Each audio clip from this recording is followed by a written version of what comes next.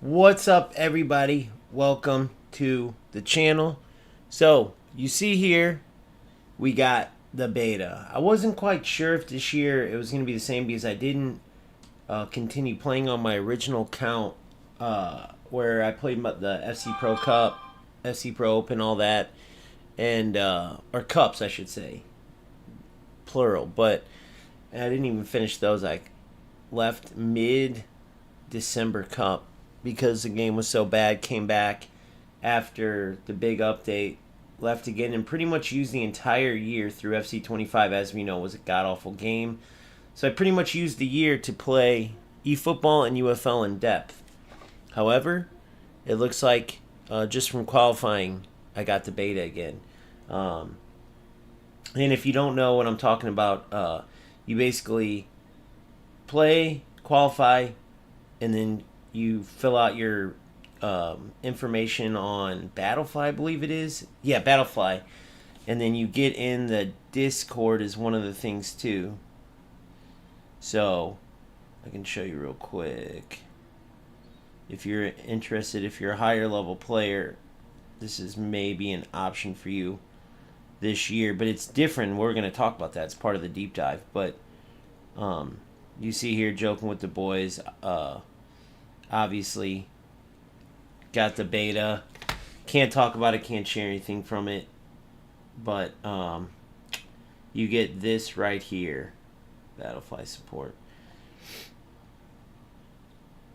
And I was just letting them know. But the bottom line is, I wish what they would do is let you share your experiences in here. And then, no one can see it. It's just going to raise excitement for the game. But that's just not how it works, unfortunately. So, what we're going to do instead is dive into these notes. And then when I do play the beta, it's not a big deal that I can't share it. So here's my thing.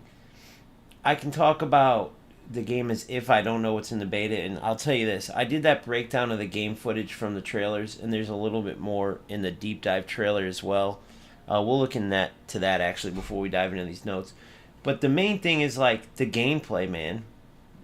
So if the gameplay is good, then the rest can fall into place, whether it's good or bad. We obviously would want better experience with like the tournaments and gauntlets and all this stuff. But the main thing is the gameplay. So for me, I got like, I think it's career mode. Maybe it's not. Let me go to my invite. I can't get in trouble for showing that. So give me 1 second. Because I feel like that would be huge in helping people out. And it's kind of like, look, I'll tell you this. If the game was just totally not worth it and ended up bombing out, I would let people know, because I wouldn't let people waste their money, or at least let them make the decision. What's up, Boomfa?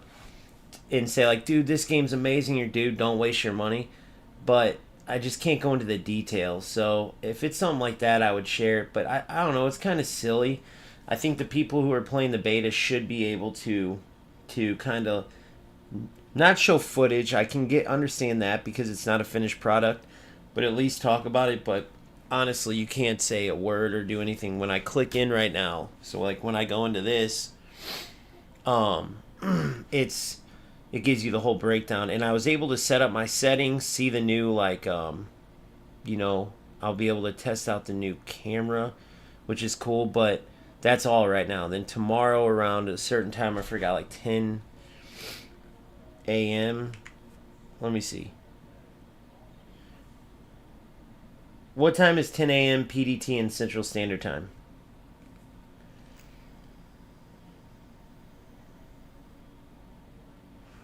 $11 a.m. So 11 a.m., around 11 or noon, I can start playing. So it is what it is. I'm going to have to play and not talk about it, act like I don't know about it.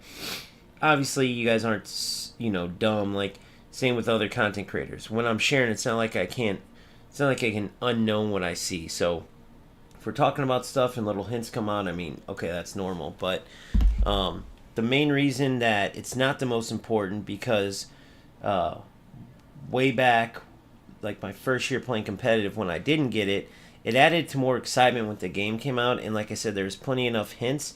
And the difference between then and now, actually, is that with the gameplay they released already, you can get a lot out of it. So I strongly urge you to go watch my breakdown. I included every piece of game footage. I broke down the trailers into just the gameplay footage, right?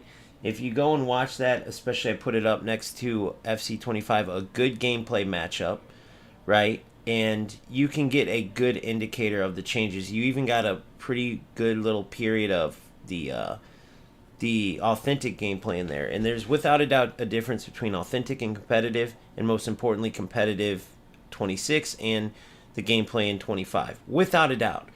So as we're reading through this stuff, I can just tell you, based on that alone, breaking down all that footage, seeing the quicker releases of the passes, the quicker movements, the better left stick, better jockeying, the shots come off quicker, the way that the goalkeepers parry the ball sometimes can come off a little unrealistic. Some of it's more realistic, but sometimes it's a little more unrealistic. But it's one of those things where it makes the game better. So the same thing with the tacklebacks, where people are like, they happen in real life, they happen in real life. Well, for one, they don't happen in the way that they do in these games. Either eFootball or FC, which has these problems big time.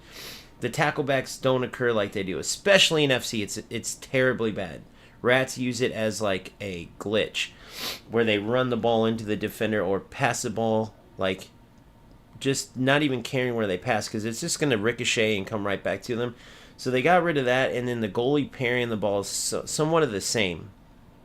It's going to look at times like they forced the parry away from the attacking players in a non-dangerous area, but that's needed, right? Anything that can be used like a glitch like that. So it's one of those opposite situations. I always say, like, if you can make it realistic, make it realistic. But if you can't, then obviously you have to sacrifice realism for making the game better, right? If there's something that's going to be realistic but it doesn't work on the sticks, you have to remove it. And the goalkeeper rebounds is one of those things. Like I said, some of the animations look more realistic. Some of them look a little like, oh man, they forced that parry to not go in the trap, back in the attacker's, path.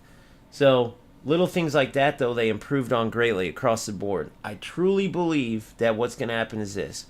What's up, boys? We're going to get the game, and we're still going to have some of that, like, server, call it server issues. Okay, we know we all have good internet. It's not that. But we're going to have that command delay sometimes. I really do feel like they did not get rid of that. I just have this feeling. The way they're wording everything, I think they're purposely doing that. Maybe I'm wrong. Maybe they did fix all that. But I think while we'll still have that, it's going to be a situation where, when the gameplay's not perfect, but it's playable, it's going to be like that, but even better to play, because the biggest issues, think about it, when there's delay, your passes take so long that the defenders can react and like cover a lane they weren't covering. The goalkeepers can move on shots because shots take so long. Defenders can come make tackles before you get the ball off when they normally wouldn't. All these different things. You can get stuck on the dribble because your players feel like they're stuck in mud. All those things I feel like are going to be greatly reduced. Not gone, but greatly reduced.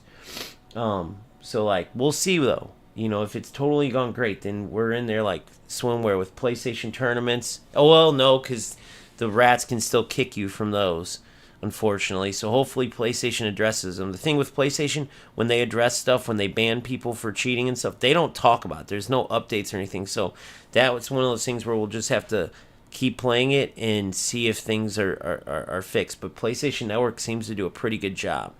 But all these things matter to me because these are all things that I play.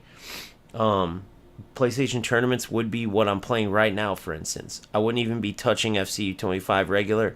I'd play the tournaments until the beta comes out. Then I'd play the beta and tournaments. Because you can only do so much with the beta, right? It's definitely fun, and you definitely want to play it as much as possible to get used to the differences. But not for a prolonged period. So I'll probably play that, get off, stream FC25. But instead of streaming tournaments, luckily I'm having a lot of fun with the team I put together in Rivals, Champs, all of it. I'm just having fun playing. But a big reason for that is because I left, and this is me being honest. I'm going to hurt some feelings here in eFootball and UFO, but this is the truth.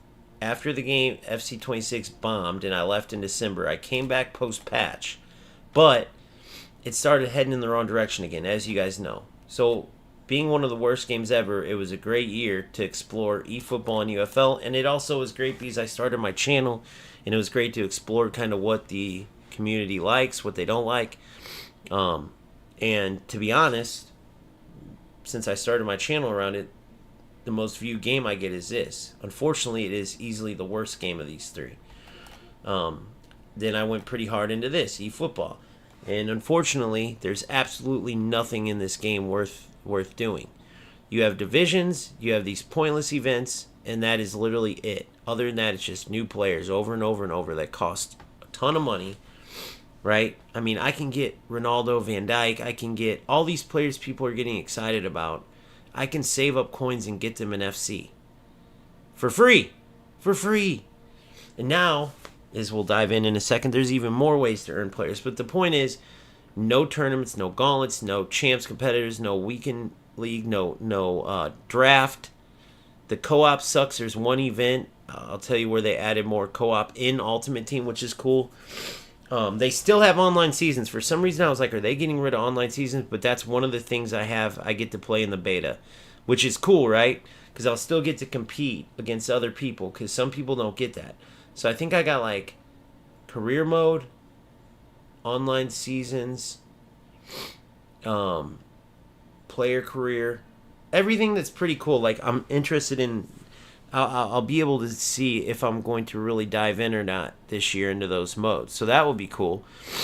And then I'll still get to play online, which is online seasons. I don't know if that's authentic gameplay or competitive. I believe anything online is competitive though, right? I'll have to look into that. But I think authentic is only career mode and stuff. No, hell no. Squad Battles is still in there, brother. Squad Battles is still in there. Squad Battles is like the funnest time, like whenever you've achieved everything, like you got all your points for the week, you want to test out new players, or you want to go for the rewards. And I found Squad Battles is fun when you play it on the highest difficulty, trying to get like top rank in the world. Dude, it's actually kind of fun, dude. I'll show you guys, actually. I'll show you that, too. Actually, I can show you that right now. But yeah, so if you're a higher ranked player, I didn't finish my thought from forever ago. If you're a higher ranked player, right, and you want to, if you're a higher ranked player, sorry, when I was going through these things, you guys weren't even seeing it. I didn't even realize it.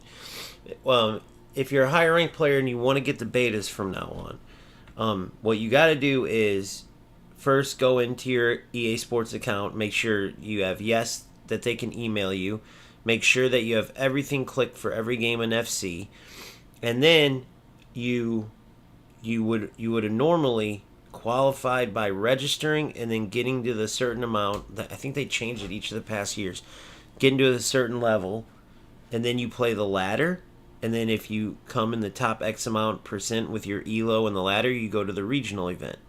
But check out what they did this year. And it's all through a system called Battlefly. You go to battlefly.com, you have your account, it keeps your record, your ELO, you have all your different events you're qualified for, which there was 4 different Pro Cups that I played in this past year. I left literally mid-December Cup, and that's literally what led me on the journey to where I am now, honestly. It's where it all started. But you automatically get the next year's beta, and it is pretty cool, I'm not going to lie, man. Getting a test, because for me, shoot, if this is terrible and you guys see me just, alright, eFootball guys, or UFL, well then you know I. If you guys see me all freaking pumped like crazy, well then you know what's up there too. Like, I don't have to talk about it for you guys to know what's up. But like I said, the gameplay is out there. If you guys really put it next to, like, watch my video with the game footage, or you can do it yourself. Put the gameplay from the trailers and stuff up next to FC25, and you can truly see where they really made some huge differences, some huge changes. And I'm not even talking about play styles, player roles, or anything. Bro, how many times, if you guys follow this channel, have you heard me talk about real movement needed, where the players check away and then come to, or fake check to, then run away? They only showed a glimpse of it, but they have that. And I can't wait to test that out in the beta, because that type of like apparently I'm thinking if you do L1R1 or R1L1, that's like a new movement, and that hard sell will create space between you and a defender. Right now, that's where player lock and all that's needed. That's why UFL is actually a little bit ahead of eFootball in some ways, because they actually can manipulate their runs, whereas eFootball, you have super cancel. It just does not work right. But some people hate player lock because it can get cheesy, right? You switch, you lock to a player, and you're running around and the defender's chasing you almost like you're playing freeze tag, and then you finally get open. Well, it is true, but you need stuff like that. You definitely need R1 and L1 at least, because the movement isn't proper enough yet. All right, so let me show my boy where online seasons is. And by the way, there are plenty of people out there that edit their... So when I turn on, I got a watermark that goes across the entire screen. Because that way if you stream or something, they get your ID and they boot you. There are people out there that will black out their watermark so you can't see who it is, and then they'll share. Obviously, I'm not that stupid. I'm not going to risk anything like that. I was joking on my Discord saying I'm going to tell everyone and share this and that, but I'm not. Probably shouldn't even have shared that little screen, but honestly, there's nothing. Even this title page, like, there's nothing in there. I think it's just literally playing. Right, so if you go into here, right, you got your manager career, your player career. This is being an individual player. This is being a manager. Oh, I also get to play clubs. I also get to check out the new club stuff. There's one really cool thing I want to talk about real quick. I think it's in player career and clubs, or maybe it's just one or the other. But again, I have videos on all this you can go check out. But it's archetypes. It looks pretty cool. So that is part of it. But that's not the really cool thing. I'm sorry, I got mixed up. There's archetypes where you can kind of have this certain type of player you want your player to be. If you play eFootball, I think it would be similar to like a player role there, like a finisher, a poacher, a target man, anchor man. But a little bit more in depth, the archetypes. But that's not what I'm talking about. You know those special skills UFL tried to add, but all they did was speed up the finesse shot or make the goalie be able to dive further, and they call them special skills. Well, in FC, for one of the two or both, clubs and player career, one of the two or both, there are special boosts you get. Like, it's like, okay, do this, and then you get this boost. Do this. It's really cool, man. You'll have to look at my video for more. But there's these special commands, these special little in-game, like, extra, boosts. Like, literally skills, whatever that you get as, like, you're playing the game and, like, you earn them somehow. I don't want to misspeak, but it's something pretty dang cool. So it adds, like, a unique experience to clubs and player career. Like, say you're playing and you connect 5 passes in a row. Well, now your player has, like, a special type of pass. Or, you score 2 goals. Okay, now you ignited something. Like, it's something like that. I forgot what it's called too, but it's pretty cool. I would look into it deeper, but we're not here to talk about that. Bottom line is, they did pretty good on all these. Again, I have videos going really, really deep into everything. And then giving a breakdown of it too, so you're not just reading words, you're hearing my take and getting some different perspectives. So I certainly suggest you check those out, especially if you're possibly interested in manager career, player career, clubs. I have all access to all those in the beta. And then where is seasons? There it is, right here, Boomfa. So if you're ever, I should have probably told you guys this. I'm sorry, I literally never play it, but especially if you're a newer player, there is a competitiveness to it because they have sort of a ranked system similar to Rivals and stuff. But I'd say this is more for your casual player. That it's for one of two things. It's for your casual player that doesn't want all the detail of building an ultimate team and this and that and staying up to date with coins and this and then it's also for those players who maybe are a bit lower level or new, because you're still competing online, but the best players in the world are going to be playing ultimate team. However, like, Phil, this would be great for you to play, bro. Not only that, but I think, let me test this out. I'm pretty sure. Let me see. Oh, no, damn. So it's based on their real life, how they're doing in real life. So you see the bonuses, that's based on their real life. But I thought it was like for PlayStation tournaments where they made all the pace like equivalent. So you can actually use, it's like more about the player ID than the actual, okay, well, Mbappe is just going to run by everybody. You know, choose France or Real Madrid. No, even though Mbappe is a beast still, I learned that playing tournaments. But it's not like you get boost based on where your player's at, you know, in season. Right? This is probably from their ending, the way they ended last season. All right. So anyway, but yeah, you literally just come in here, you choose any national team or club team, and you play. And if you win, you advance, and you can get promoted. If you lose, you can, you know, go down or stay where you're at. So for you new guys, I strongly suggest you play. The only difference is, you know, you go from Div 10, try to go all the way to 1 if you can. I don't know if there's an elite division. Let me see. They don't show it. I don't think there is, though. And then you can change teams every single game. So I strongly suggest you guys check that out. If you're newer players. Oh, wait, what was that, a cup? Let me go back into that.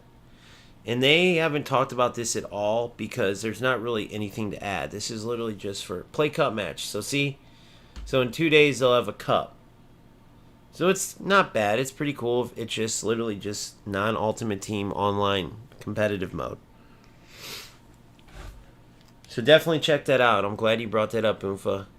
So that's what I'll be playing in the beta. Alright. Yeah, dude, I should have told you guys about that. I'm sorry. I'm not used to like having the all newer players. Let me give me a drink. 1 sec.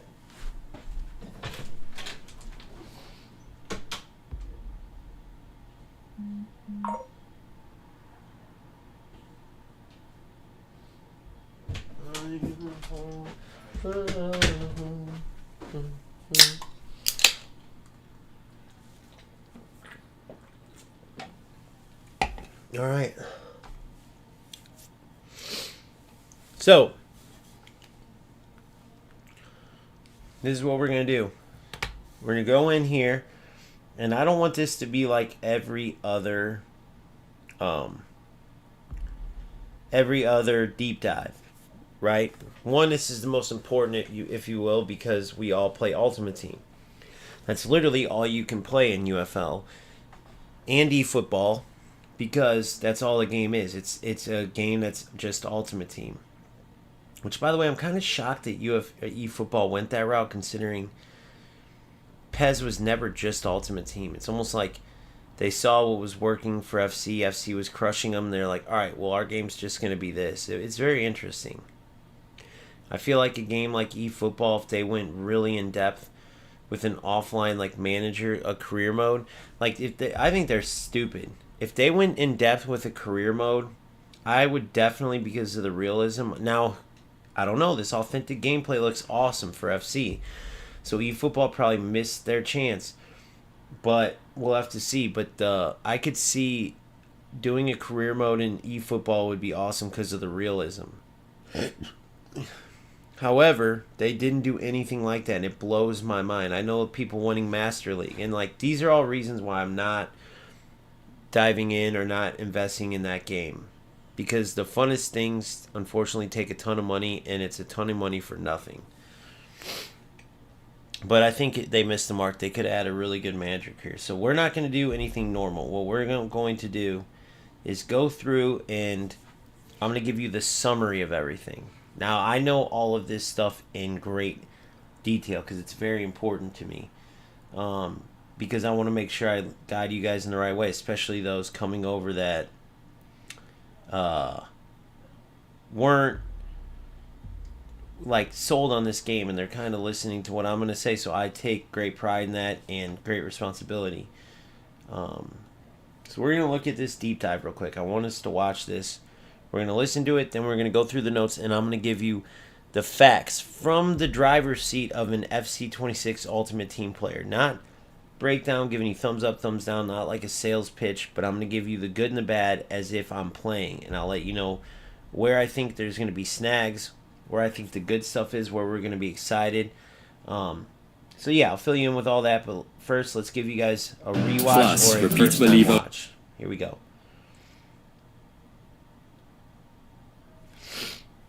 And let's go. Here's what's new in Football Ultimate Team for FC26. An exciting expansion of FUT's competitive structure with live events, including gauntlets and the return of tournaments, introducing more ways to compete and earn rewards. A revamp of Rivals and Champs, including the removal of qualifiers and the addition of a second tier of Weekend League. Huge improvements to disconnects on draws, plus repeatable evos, and an overhauled gameplay experience powered by community feedback and tuned specifically. I gotta do this. Why on earth is it so hard for FC to handle this people who quit games at ties? In UFL, if you quit at a tie, you get a loss. In eFootball, if you quit at a tie, you get a loss. Never does that lead to glitching or anything. FC keeps bringing up that they got to study it, and so far they've come up with, like, if it's a red card or a penalty kick or late in the game and the player quits, either last year it was just if they went to quit, but most people were a-holes. Like if I play a rat, for instance, you guys saw me what's called dashboard, where you just leave the game and quit the game, close the game down. Well, that didn't reward the other player with the win. It's so silly. Even though I was being toxic to a toxic player, it's all dumb. A tie, you leave, you lose. Period. But they're so afraid. They keep bringing up, if we do that, we're afraid of glitchers, right? They literally come out and say it. Now, I don't know what they could do. They must know something we don't know. So I guess in that sense, we have to, unfortunately, just trust them with it. But to me, it's just simple. If you leave a game early, you get the loss. The other player gets the win. And unfortunately, it's not going to be that. Not only are they coming up with the exact parameters, for sure it will be a PK or a red card. The player gets a red card or gives up a PK and they quit, you get the win. If it's late in the game, which we'll see what determines that, you get the win. But then there's also a limited number. Apparently, again, they're worried about glitchers. So say it happens 5 times a day, you only get 3 wins. Now, I'm not saying you're going to face this 5 times, 10 times, and only... But the fact that they don't just say, if you leave during a draw, you lose, it blows my mind. So let me know what you think these glitchers could do to, like, exploit that. Could they, like, match up with someone automatically and then just give a certain account free wins? Like, I don't know. I don't understand it. But let me know if maybe you guys know. Let's get back into it. For Ultimate Team. Let's kick off with live events, a new home for a variety of competitions, starting with the return of tournaments. Backed by popular demand, tournaments are high-stakes knockout football at its best, with winners advancing and losers getting sent back to the lobby. Tournament matchmaking ensures you'll always face an opponent in the same round as you, guaranteeing intense matchups every step of the way. You'll compete for unique, tournament-specific rewards and have regular opportunities to experience the intensity and glory of knockout football throughout the season. Gauntlets are a new live event designed to test your club depth, making every one of your players more important and challenging your ability to compete Listen with up different here, squads. this is cool. Listen. Each gauntlet consists of a set number of matches. But here's the catch. You must use a completely new squad every single match. Very Unlike cool. tournaments, you won't get knocked out when you lose, but the more wins you get, the better your rewards will be. I want that Live in events are Mbappe. also replacing and reinventing friendlies. Live events, including gauntlets and tournaments, can have squad requirements, house rules, and newly added entry requirements, allowing you to qualify for events by completing objectives, such as winning a qualifier tournament. We've also made big changes to Rivals and Champs based on your feedback. Bounties are the first huge addition to Rivals. One-game objectives that pop up every few matches and give you a chance at immediate rewards. Complete the challenge and you'll earn Look at this weekly reward gameplay. points, accelerated Quick, progress, look at that quickness. season pass points, or Look even at packs. Bounties won't always be about... Now again, watch my video. Literally the I forgot, it's the last one or the one before, but talking about the FC26 gameplay. Watch the difference because I put 25 next to it, right? 25 already has fast ball movement. The ball movement doesn't really change. Maybe it's a glimpse faster. Not really noticeable. That's not what they changed when people said when it's speed of play. And I mentioned this, it's so important to mention again. What got faster is actually the pass releases, the shots, the quick movements. Everything is quicker there, right? No more shooting the ball and then you wait 10 seconds. Now, think of how crazy that is. It's already much better than eFootball, and they are making it even better. The wind-up, the passing, power-up shit, dude, that doesn't happen. That's why that overpowered defense over there makes that game pointless. Because everyone's just rushing in, and half the time you get the ball taken off your feet. And it's not football. And it's definitely not fun on the sticks either. Even if you want to argue it's realistic, which it's not, go watch how quickly a player can pass and shoot in real football. And that is the biggest changes, which that alone is going to make this so much more fun. Okay, we'll break down Ultimate Team, of course, but I got to give credit where it's due. Like, forget the words. Go watch the highlights. The fact that you can change your decision all the way up to the very last frame now, just like real football, that is huge. No more like you're aiming your shot in a laggy game and you lock on, like you can't change anymore, and now they know where you're going and they save it. Even if you're in like let's say a command delay game, the fact that you can change your shots or your pass or whatever all the way to literally where it's about to hit your foot, and you can be 2, 3, 4 plays ahead because it's so quick, that is huge. Win, with challenges like score the first goal, giving you a chance to earn rewards regardless of the match result. Checkpoints have also been improved to help players who felt stuck in difficult divisions, with the addition of limited checkpoints, which allow relegation after a set number of losses. We heard your feedback, and Champions playoffs are no more. In FC26, you'll qualify for Champions directly by reaching a high enough division and earning Champions qualification. We gotta dive in FC26, and Champion heard your feedback and checkpoints, which allow relevance. We heard your feedback and They purposely don't show the badge. Dude, that kit is sick. I think it's just a home kit version of like, they have their official now. I don't know if it's Founders or not. Now, so you guys know if you're newer. When they switch from FIFA to FC, you get a Founders badge. But in order to get it, it was like a one-time offer ever. And because you're a founder, you were one of the first FCs, right? FC, what was it, 24? FIFA 22, FIFA 23, yeah, FC 24.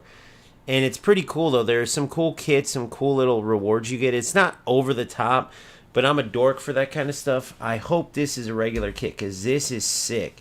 But it's got that green and blue, right? This past year's was sponsored by Nike, and it had like this. I'll show you when we go in. I'll show you if well, no, I don't have that account anymore. Oh, shoot. I hope this is a regular kit. Champions playoffs are look at that. That's sick, though. No more. In FC... Look, so they're showing us these. These are the regular kits. Like they're FC kits. Like we have black and green ones this year and then white and green. So I think that's just the home kit. I could be wrong, though. We'll see. 26, you'll qualify for Champions directly by reaching a high enough division and earning Champions qualification points. And for those lower division players, we're introducing Challenges, a second tier of champions that allows people of different skill levels to experience the thrill of weekend league. Look at that, guys. But don't worry, Champions will still be the pinnacle, with stiffer competition and better rewards. We're building on our improvements in FC25 regarding disconnects. We know your stance and we agree. Players shouldn't be able to take wins away from you by quitting early. We also know when these quits typically happen and when they're the most frustrating. Late in a game, after a red card, or before a penalty. In FC26, if the score is tied and your opponent disconnects in any of these situations, not just by the menu, but by any method, you will receive the win. Evolutions are changing based on your feedback as well. In FC26, some evos will be based on your feedback as well. In FC26, some evos will be repeated as tied and your opponent frustrating. Late in a game, after a red card, or before a penalty.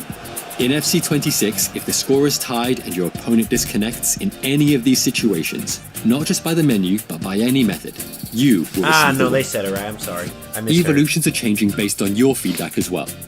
In FC26, some evos will be repeatable, similar to how it works with SBCs and objectives. Cosmetic evos will now also stack and objectives. Alright, I'll tell you guys any big changes. Son's speed went down, his rating's going down, so he's at that decline. Van Dijk's pace went down another one. I think he was 79 this past year. But he's still going to be one of the best in the game. His defense, I think, got up to 90. So he's starting to go on his decline stage. Dude, a few years ago, Vinny was like 84. I still remember, like, oh my gosh, or 85, something bad. They're still not really respecting his shooting, though. It's crazy. Bellingham looks absolutely broken as maybe a box-to-box.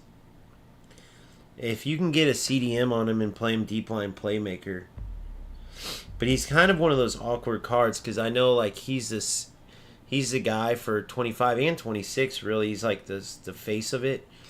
And he's so good in real life, but he's so like... He's not quite a cam. And he's not quite a CDM, even a deep line playmaker. Even though at the beginning with this gold card, I doubt he has a CDM availability though. But anyway, I digress.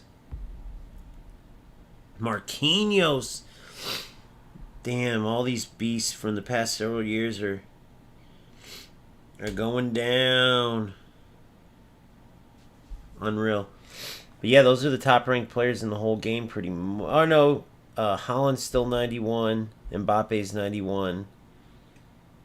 We'll have to see the rest.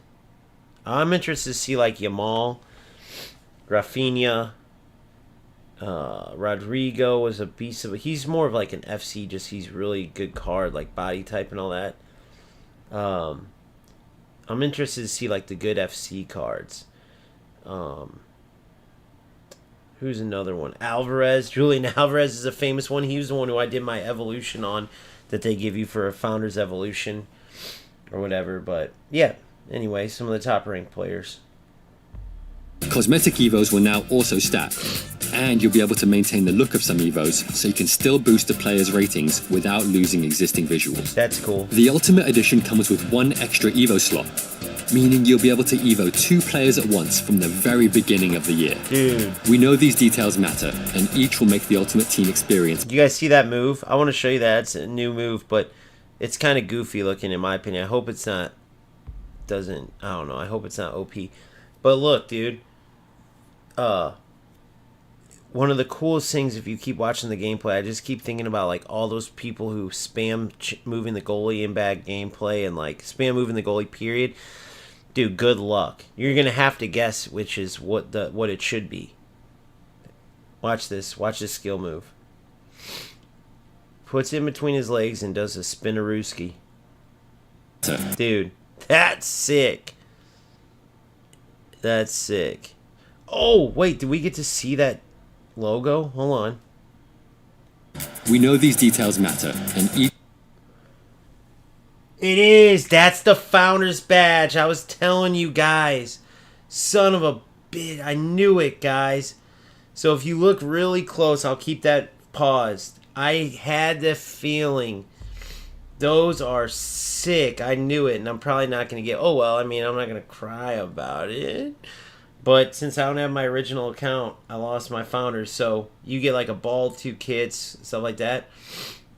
That's one of them. That's the Founder's Badge. It's like that triangle weird looking thing. I knew it, dude. I knew it. Son of a gun. I ain't going to get it. Oh, and then that's the other Founder's kit. He's wearing the away, so that's the home and away you get. There you go. I wonder who saw that. If anybody broke it down. I don't like the away one as much. It's got like mainly black with the blue and green all over. I don't know. It's kind of cool, I guess. But that white with the black accent, all those different... Reminds me of like the Minnesota FC and the MLS did some cool stuff kind of like that. But I like it, dude. The home one is sick, bro. So that sucks. Probably won't get that. I highly doubt my Founders carries over. But for anybody who's a founder, GG's. You get this stuff. Which will make the Ultimate Team experience better. Look but at the that. most fundamental change, and the one you've been the most vocal about, we'll all get that is kit, gameplay. though. So Ultimate Team now has its very own gameplay experience called Watch competitive closely gameplay. here. It's tuned to maximize 3 things: responsiveness, consistency, and control. And it's designed to deliver the fast, dynamic, and gosh. attacking football you've been asking for. Oh, I can't wait, dude. We mentioned quicker passing, more fluid dribbling, fewer AI blocks and tackles, fewer bounce backs, and more responsive animations in our gameplay deep dive. But there are even more ways competitive gameplay is tuned for player control and responsiveness. You'll see fewer goals from keeper rebounds. Although this happens in real life, we know it's a frustrating way to concede, and it feels out of your control. That's the exact feeling competitive See what I'm gameplay is saying? aimed at addressing. Player stamina is also being treated Listen, differently. this is another As important your one. players tire, they'll remain just as explosive and agile, but only when you're controlling them, to reward active defending and player switching. One-touch passes are all... All right, we'll get into the one-touch passes. 2 things. One, I don't know if you noticed the goalie stuff. You can rewind it back or watch it on your own time. But some of the parries look more realistic now than before. But if you notice some of them, it's like, okay, he would have definitely put that probably in the path of the attacker. Now, apparently not everyone's going to be parried to the side or out of bounds, but I'm sure a lot will. I almost think they'll even nerf it eventually because it's going to get almost crazy to the point where it's like, come on, man, that goalie wouldn't have done that. But I'd rather have them have it like that and have to nerf it down than to have it where rats can still take 1% chance of scoring shots just for the rebound. That gets so old. The stamina thing is so amazing, bro. It's another realistic thing because, like I said, if Salah's tired or Van Dijk's tired or any of them, they're not just going to all of a sudden play like they have 80-pound weights on their ankles. They're going to make more mistakes. They're going to, right, all that. Okay, 100%. However, plenty of players play 120 minutes in games and don't turn into slugs. But instead of making every player just have full stamina the whole game, the stamina still goes down. However, when you're utilizing the player, when you're controlling the player, the player will have full stamina. Okay, even when they're tired, right? And that's how it should be, right? Because players don't get tired. Now, when you don't control the player, your AI, that's when the stamina will show. Like the runs won't be as fast, the movement will be a little bit slow, but when you're actually on the dribble or doing anything, you'll be fine. And if you're clicking the right way and manually defending like you're supposed to, you won't get punished. If you try to AI defend, guess what? You're going to get real work because now you're going to have a full stamina player coming at a dead tired defender. So the rats are hurt in that way big time because even though it's more manual defending than ever now, which it's the only game that has this manual. UFL went in the right direction, then totally shit the bed and went back to AI. They improved it since then, but nothing like FC. So now this is even better, dude. So now, if you try to even park the bus, let's say, as the game goes on, think of how hard that's going to get. Those players are going to be bunched together, but they're just going to be a bunch of cones because they're going to be tired. Huge improvement. Also more responsive. Now, passes can sometimes be triggered in as little as 1 frame Look at that. before receiving the ball. Look at the making your quickness. players more reactive to split-second decisions you make. Tiki-taka. Each of these changes makes the game feel Beautiful more responsive dribbling, look at and that. encourages you to be in control, which is the feeling we want you to have when you play Ultimate Team this year. Ultimate Team is about you, the players you love, your tactics, your favorite modes, the choices you make as you play. Ultimate Team is about you, your tactics, your... All right, so I'm thinking 4-2-3-1. Thank God I get to test this, and I'm not gonna come and tell you guys, but I'm just gonna keep watching this footage over the next month, and I'm gonna come up with what I think the meta is gonna be based on what me watching like the trailers. It's gonna have nothing to do with what I experienced in the beta because I'm not gonna break the rules, of course, but I think maybe the 4-2-3-1 might even be viable again is like the most powerful because like you still can spam through balls and like the 4-2-1-3 is going to be a beast still, but the quick passes, I feel like tiki-taka is going to be possible. And having those triangles in that 4-2-3-1 and working off of that one striker with cams, give and goes, up, back, and throughs and stuff with the three cams, 4-2-3-1 narrow, I think can be amazing. Now, you remember, you can do low-driven headers, right? Where the ball comes across and you just double-tap shoot, and it will be a low header. But that doesn't mean crossing's buffed or anything like that. I don't think crossing's going to be that big this year. I put this in my video, but I wish they did something with free kicks and corners. It looks like they added a little square for your aiming now.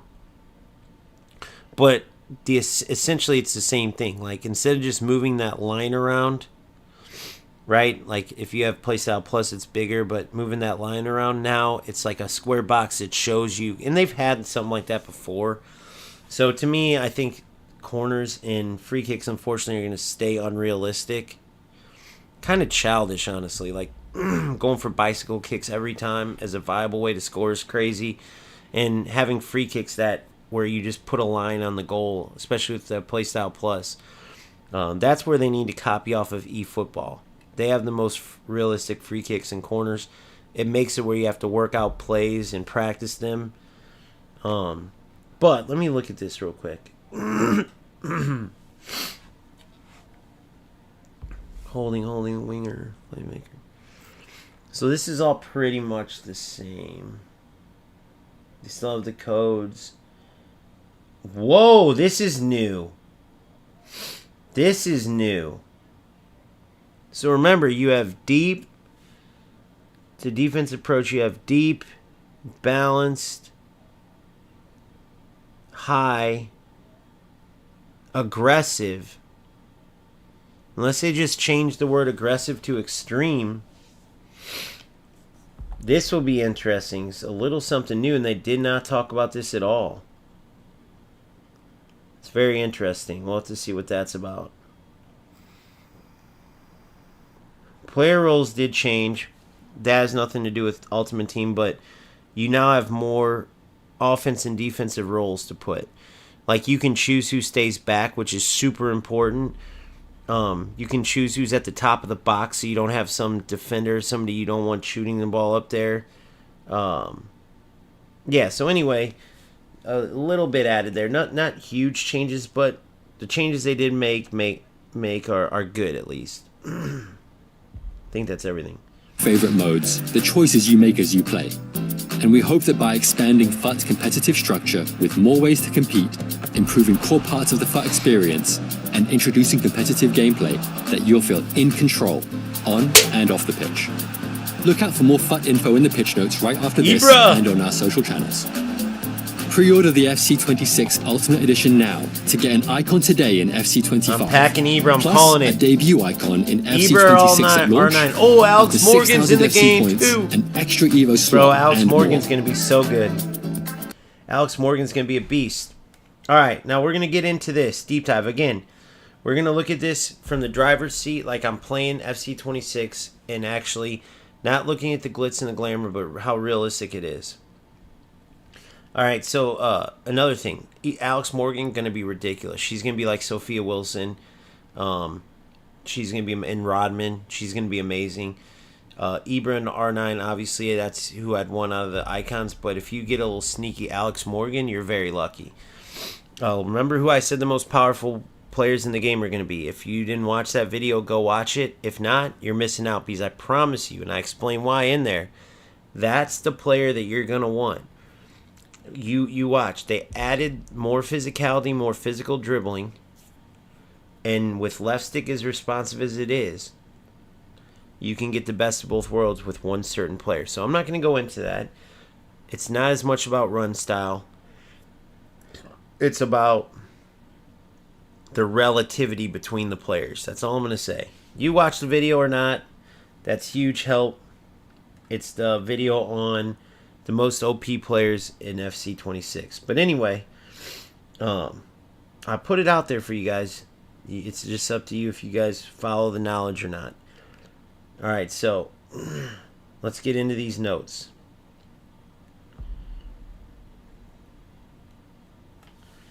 So the biggest thing to take away from this Ultimate Team deep dive, which, let's be honest, the video is more of a highlight video. The actual deep dive is in these pitch notes. You see what I'm saying? So, how we're going to do this isn't like all the other content creators. Meaning, they've all went through this, some in more detail, some more summarized, and essentially just gave you their feedback on if they think it's going to be good or not. I want to approach this as if we just got the game, right? We're going in, we're in whatever division. If you're grandfathered in, you're in the higher division. If not, you're in the lower. It doesn't matter, though. It's all a journey. We're all journeying to reach our full potential, whether it's Division 6, Division 3, Elite Division, FC Pro events is our goal, whatever. We're playing the game, right? Every week, some of us play our squad battles, 12 games or whatever, trying to get those rewards. Some of us don't. Some of us make sure we get our weekly reward upgrades. Some of us just want the weekly rewards. Other people don't even play rivals. They get the game just to play champs. Some of us will be playing the tournaments and the gauntlets. Others won't, right? Some will be still obsessed with the new promos, even though they're cutting back, which I think is a good thing. So we're going to look at this from an actual player's standpoint. Let me give you a prime example. When Moments came out, you know, people were going through this and like, oh, we added moments, we added this and that, and they broke it down and think about how it sounded on paper. Moments is this insane new addition where you can go into the most famous moments in history and take on other challenges to get rewards. There's also special rewards upgrades you can get within Moments. This is going to be amazing, guys. It's a way to quickly earn rewards and play and this and that. Bro, no one touches Moments. I almost think they removed it and didn't even talk about it because it was such a non-used mode. We'll see if it's in Ultimate Team still. But no one touches Moments. Okay? Now I'm not saying it's not a bad, it can be decent when you got all your stuff done, but for all the things there are to do in the game, Moments is like the last thing on your mind. Right? For the new guys, I doubt you guys have even played in Moments or noticed it. So you can't really read into all, okay, we're adding this and adding this, because it's all just words and glitz and glamour. You have to look at truly how much you play the game and what you're going to play when you play the game. All right, so let's go into it. We just got the game, all right, and here are the new things. Competitive gameplay, we know there's a separate gameplay from authentic. And this isn't just like, they're saying this isn't like, okay, we have this gameplay, which is like FC, the previous FCs, then we have authentic. No, they're saying authentic is new. They're saying this is new gameplay. Competitive is brand new. And you can see in the footage they showed that does look to be true. Never has passes gone off as quick, shots gone off as quick. The stamina change, all these things are a totally new mode. It all adds to new skill that is needed to be good, right? Literally no more parking the bus and relying on AI whatsoever because of the stamina changes. No more relying on bad gameplay if you're a rat and you got used to moving your keeper all around, saving every shot because your opponent was 10-second delayed and you could guess where they're going. No more of, that's gone too. Or at least should be greatly reduced. No more just spamming through balls either, because the AI marking is a lot better. If you look at the footage, you can see examples of that. Not saying that you're still not going to be able to quickly counter and get through on, like, especially in the 4-2-1-3, but I'm just saying that certain things, like, for instance, the cutbacks. The cutbacks are going to be a lot harder to score now, right? They're already getting more difficult. You can tell there's been fixes along the way, but you still can score them semi-regularly. I think that's totally going to be different. With the precision shooting, no more green time shooting, right? The ability to either go low or high, but manually aiming with precision, essentially manual, right? They're two separate things, but every change has made this a new mode. Right, they're significant, and every one of these, by the way, helps to reduce the amount of rats you're going to see. I'm telling you, right? So moving on, live events, a new way to compete with varied match settings and entry requirements and new formats, including tournaments and gauntlets. So they included for live events, that's actually two things. Tournaments, which you lose and you're out. Gauntlets, no matter what, win, lose, whatever, you keep playing. Gauntlets, you use a ton of different players, so it's kind of like it urges you to keep more cards, put it that way. Like the beginning one, the Ultimate Gauntlet, they're saying you have to use 3 separate teams. Win, lose, or draw, and then depending on what your record is at the end, you get a certain amount of rewards. Tournaments, you lose and you're out, but you do get 10 tries or 20 tries, or each one has a certain amount of tries. And then there's going to be qualification for some of them. So I love all this, right? For instance, like to play in this, you must be Division 3 or higher. So some lower skill players just aren't going to qualify for some things. That's normal, though. It gives you something to work towards. That's when playoffs were worth it. It used to be like 4 out of 6 games, I think, at one point, 4 out of 5. Then it went to 3 out of 5, then 2, then 1. Well, once it got down there, playoffs were pointless because then anybody can win 1 out of 5 games, pretty much, almost anybody. So they got rid of that. Now top division players play champs, lower divisions play challengers, and then they can work up to champs. It's awesome. The thing that I will say that people don't like is the limits to the modes. People wanted it just more like, hey, if I want to go out and just play tournaments or just play gauntlets, I should be able to just play that over and over and over. I kind of like the limits, okay? Because you either win and get the rewards or you lose and you don't, right? The more it is about, like, Ultimate Team is about competing. And if you don't have as good a team because you're not playing as well, then so be it, right? That's okay. I'm not saying there shouldn't be other chances for people to get rewards. Like, challengers totally get why it exists. Yes, the rewards aren't going to be as good, and that has to happen because it's not, competition isn't everyone's created equal, right? Some FC players are so soft they want it to be almost like, well, we should get participation medals. No. Get better, win, and then you go. So it's going to be very competitive. Just let's summarize it as that. But that's live events and gauntlets. And it just depends on how much time you're going to spend playing them, right? We'll talk more about it as we get down into it. Rivals and champs revamps, no more playoffs. We just talked about direct qualification. New bounties and limited checkpoints. So the bounties are like one-off rewards. Like if you score first, you get this reward. If you don't, or if you score last, you get this reward. But like not every game will have them, but certain games will. Then they have this thing called duels. We'll get into that more down as we go. But to touch on it now, a duel is like I'm against whatever opponent, and both of us have the same exact bounty, which means whoever scores first gets the reward, and if you score first, your opponent doesn't get the reward. So not every game will you guys both be going for the same bounty rewards, but some you will, and those will be called duels. So it's very cool. They added a lot to make the games mean more, but it's also going to mean it's going to be more sweaty. So, always plug, right?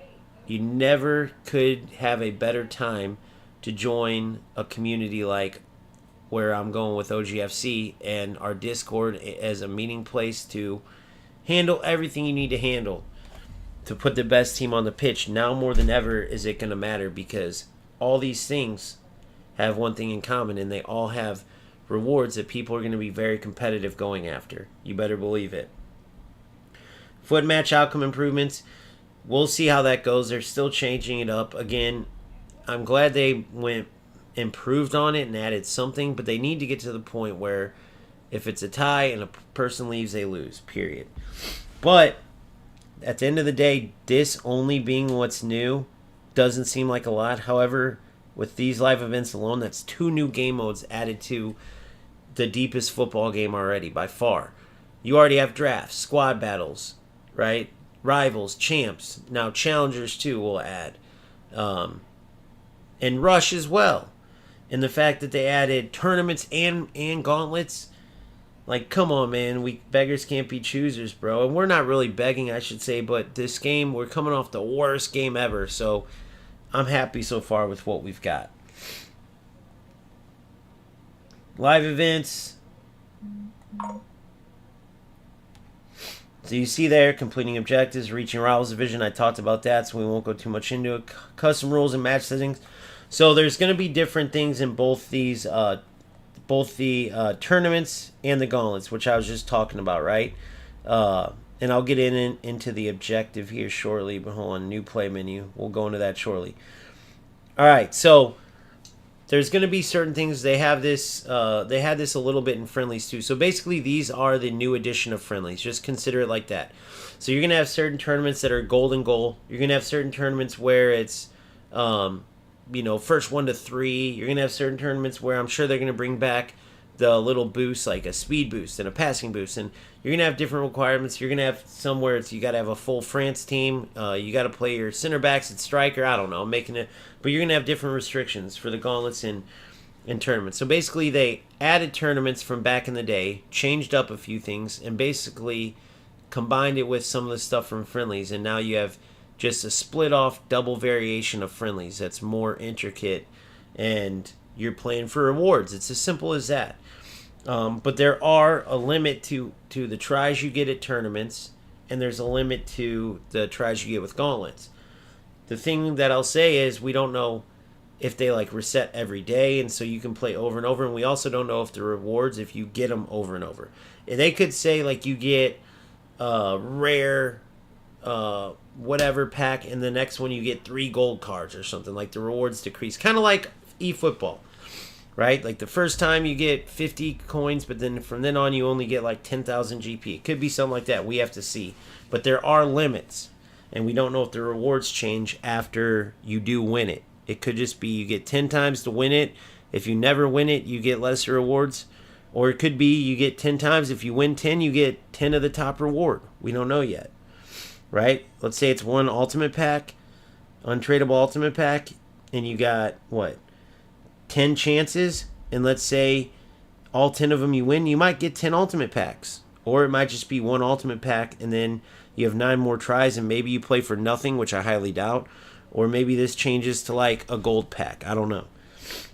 Matchmaking, it's 2 ways. Some of them will be your overall record from all events, and then other ones will be based on your record in that event. So if you're 0-0, you'll match someone else 0-0. If you're 0-1, you'll match someone else 0-1. Other ones will be overall. If you're 20-0 and another person's 20-0, you'll play him. If you're 10-10, you'll play other people around 10-10 or whatever. But it's all only in events, meaning like your rivals is separate. They do that on purpose, so it's not just rivals in a different form, which I love, right? New play menu. Foot play menu has been reworked from the ground up in FC26 to make it easier to navigate, discover, and jump into your preferred modes, allowing you to not only see new and upcoming live events at a glance, but also the rewards. So here's the menu. You got For You. You gotta love that. The For You page on Ultimate Team. Then you have your competitive modes, live events, event series, play versus AI, and what's that last one? Play versus something. So it's kind of been changed, but you have this scrolls down. Oh, in play, within play. So it's the same menu, right? Same thing as FC25 with the drop down here and then the detailed stuff here. But they're saying within the play part, right? That's where they reworked it. For You tab is personalized hub within the new play menu, surfacing the most relevant content based on your activity. It contains 3 distinct categories. New, freshly launched competitions. Continue shows your latest played modes.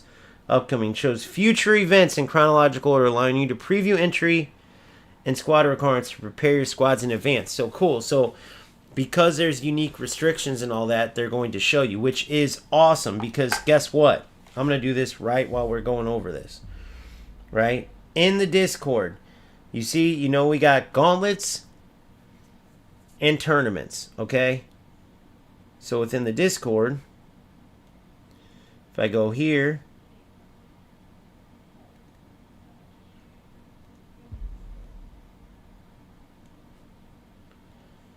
right? And I go into my server. I go down to Game modes, see rivals, tournaments, live events, which we know it's tournaments. Live events, tournaments is part of that, right? Champions, challengers, rush, draft. This will now be gauntlets because we now know live events includes tournaments and gauntlets. So we change this here and we put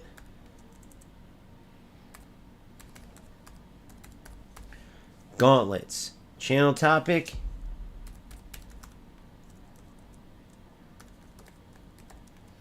Everything you need. Everything you need for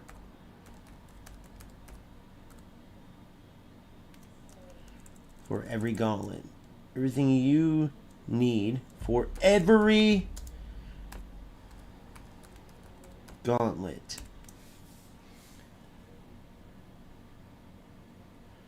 Save changes. Now, the reason why that's important is because when you have restrictions for each of these, just to make it fair, we'll go ahead and add this. Everything you need for every tournament. I'm OCD, you're about to see just how.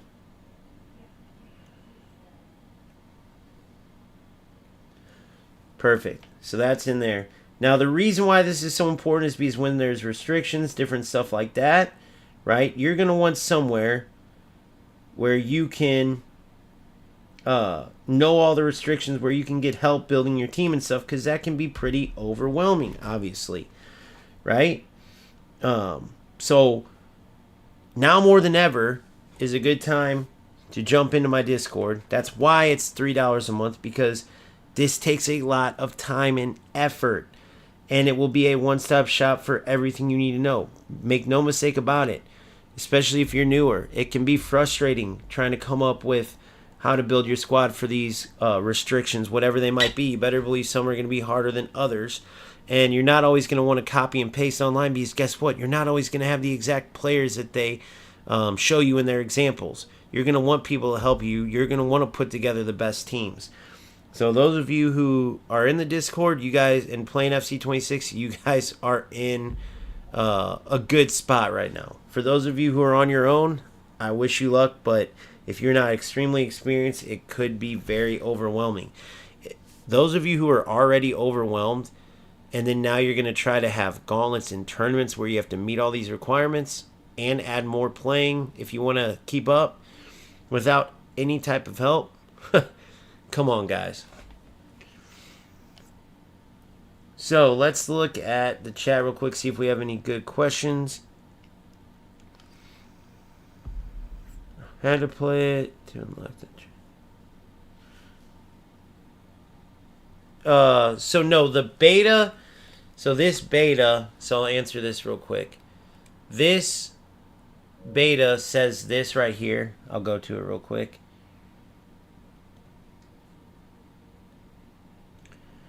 Actually, all I have to do is this. So that says that right here, but check this out. If I go in here to my email,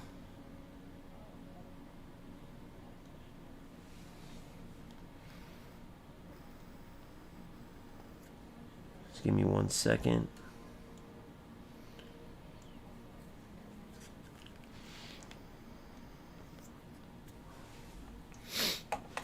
I get several things. So in the email, it breaks it down more.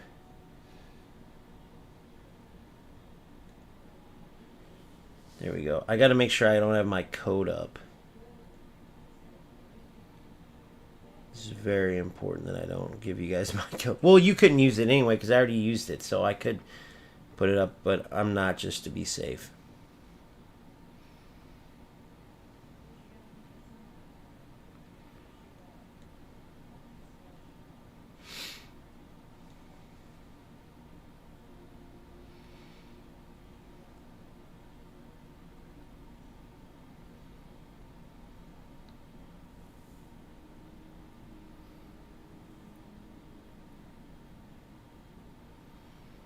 Make sure nothing's...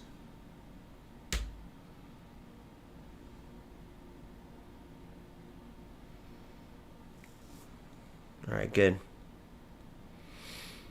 All right, so check it out. So yeah, that says career mode, but and when you look at here,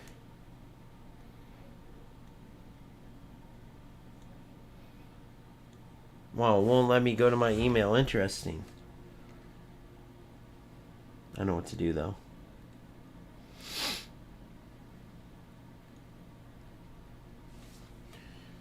Windows Control S.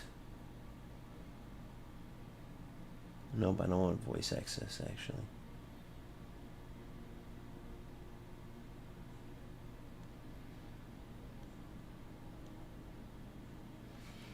Windows Control. What the hell?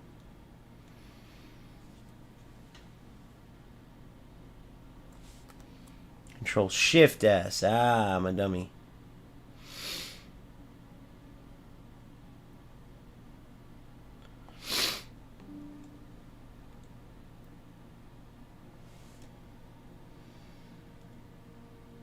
Copy.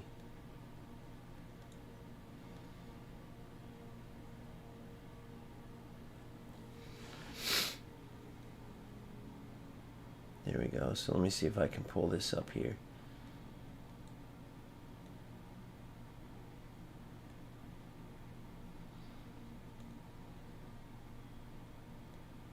There we go. There you guys go. So,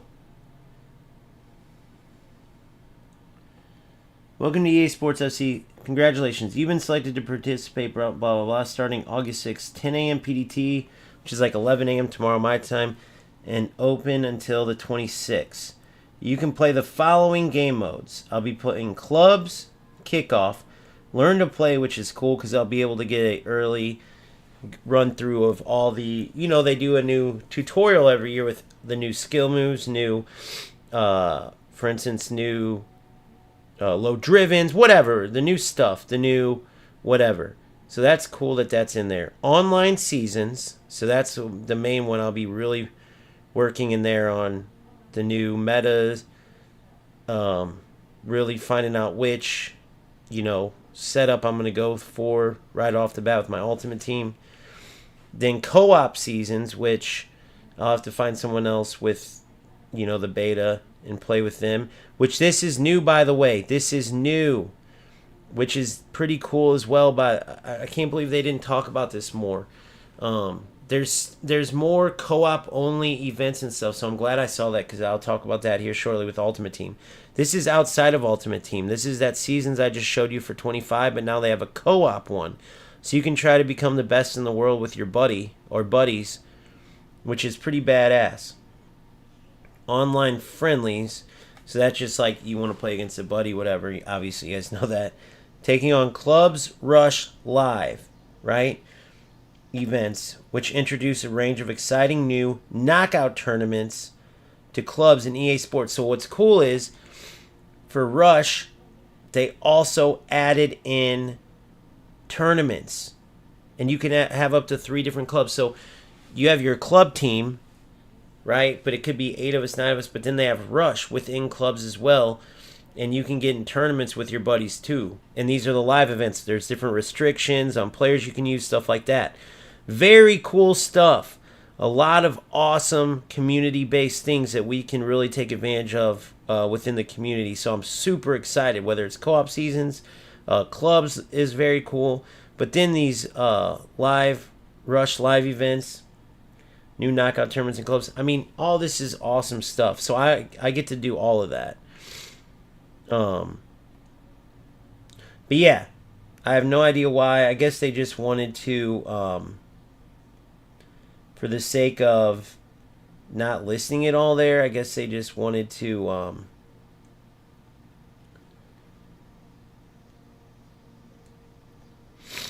wanted to only show that one thing, I guess. I don't freaking know. All right, let me answer more questions.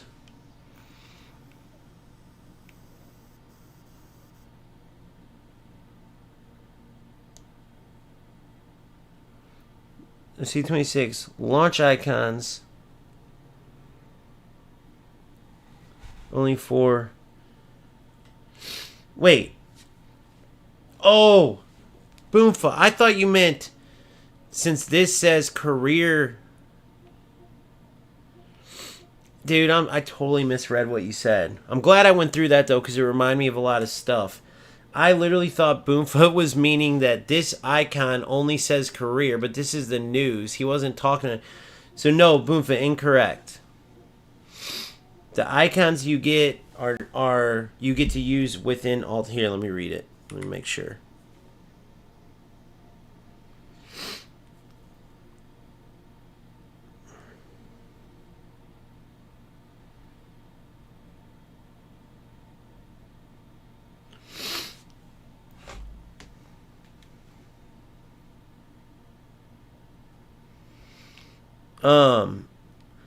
IQ, yeah, I'll sell you this beta, but I gotta trust you, bro. You gotta send me $1,000 first, then I'll give you the beta. I'm kidding, bro. I couldn't let you play if you want to. It's tied to my account. 1 second. Let me.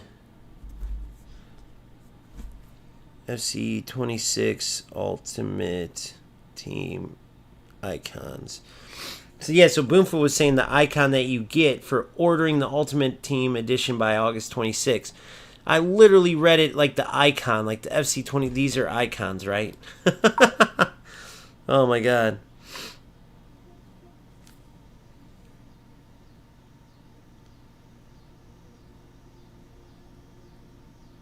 I'll give you guys that news real quick. No, it's untradeable. So, incorrect, Boomfa. Incorrect, buddy. You do get, that's separate, you do get up to like 3 icons or some crap that you can use in career mode. Or like some weird thing that guarantees you which I don't like, by the way. I like keeping it realistic with career mode. But you get an untradeable icon from day one, which is unprecedented. In the past, it was a hero, and you had to wait. And then I think they did like a hero, then they upgraded the hero, is what they did for 25. Yeah, that's what they did. But you get untradeable icon from day one. You can use him in your squad, him or her, day one. In your ultimate team. And then the career mode thing's separate. So I just want to make sure if anybody read Boomfa's thing, they know that it's incorrect. You do get your icon from day one in your ultimate team. If you pre-order before the 26th, and let me tell you, it's a hell of a deal. But also let me tell you that a vast majority of the time, you're going to end up with an icon that you're like, no effing way. Like, you thought about getting all different icons, some mid, some good, and you get the bad one. It happens. So don't get your hopes up. I know I'm packing Ibra, but for the rest of you, don't get your don't get your hopes up. Starting tomorrow, I can play Fortnite, but I cannot show you guys anything, or I'll lose it quicker than I got it. I'm sorry, but I can definitely share my knowledge from the gameplay trailers and totally not share any insight that I get from the game based on, I'm just like kind of putting together tactics and stuff like that. I do it every year, and I just don't use any of the knowledge that I gained from playing online seasons or anything. Alright, so I would follow along closely to my channel is all I'm trying to say. If you want good insight into how to prepare for next year based on publicly released footage, not from the beta. Alright, so let's get back into these notes.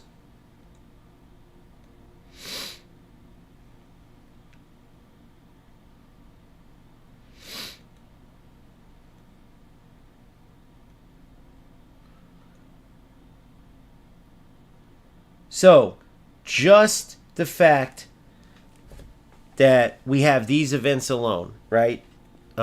Which are friendlies split into tournaments and gauntlets. Just that addition alone would be huge for the other games. Remember that. both UFL and eFootball have had no announcements, nothing of this sort added, right? UFL is not even looking at this like, oh, it's the new season. They had like UFL season stars thing, basically just selling out more player skins. And then eFootball releases Ronaldo like it's some big thing. And it's like, bro, all these players that people are getting excited about, for one, they cost an arm and a leg because you got to spin for all of them. They'll probably make some of them 300 player packs like they did Messi, Neymar, and Suarez throwbacks.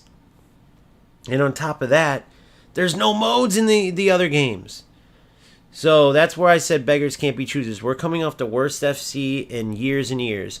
And even though it was the worst FC, I've had more fun playing lately when the gameplay is not just terrible, i.e. outside of champs, than I had all year playing eFootball or UFL. And that's just the truth. And that's why I took the season to really do that, because I think players in FC get really spoiled. Because if the other two games had anything like gauntlets and tournaments added, they would be flipping out like, this is awesome, man. There's actually stuff to do in the game now outside of divisions. Thank gosh. But over here, everyone's like, oh, all they did was take friendlies and split it into two things. Not really. All right. Playing in friendlies where it's like, okay, win 10 games out of 20 and you have a limit and here's the reward you get every step of the way is different than, all right, you have 10 chances to win the tournament. It's 4 wins in a row, you lose, you're out. And then, all right, here's the gauntlet rules. First go, you use this team. Second go, this team. Third go, this team. You keep playing, and then whatever your final record is, that's the reward you get. Those are two totally different events, hence why one's tournaments, one's gauntlets. They're just both called live events because they have deadlines. There's different ones where they have different restrictions, different, tries. You get 10 at one, you get 5 tries at the next, whatever. So they're live events. They're constantly changing, right? And then you get announcements like, hey, next week the France and England, gauntlet is coming. You have to have an all-France team, first go. Second team has to be an all-English team. Third team has to be mixed, all new players or whatever. You get what I'm saying. Those are new modes. It's not just friendly split into two, right? They just replace friendlies essentially. Okay? So, as we go on, so Rush, Rivals, Champs, Challengers, Online, Draft. They break it down. Pretty good little array of gameplay there. Or, sorry, game modes there, I should say. Right? And then play versus CPU you have, as Boomful was asking earlier, there it is. Squad Battles Moments is back! We haven't even talked about Moments. I bet you some of you new players don't even know what that is, but you should check it out. It's a good way to really start learning and have some fun. You get rewards for it, but they'll say like one of them you have to score a breakaway goal that goes from easy all the way up to the most difficult. They had stuff like that in eFootball too. Other ones you have to score like, it's the 99 remake of the final Bayern and Man U. So you have to take any Man U player and win the game and score like Giggsy did or stuff like that. Right? So you guys should check that out just for fun, just as you're learning. And then, of course, single-player draft. So nothing added on the play versus computer side.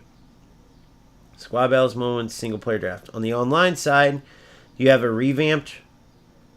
Well, not revamped, really. Rush is pretty much the same. That's the club's Rush that was a little different. I think there are Rush Live events, though. But that might just be for clubs. We'll have to keep reading.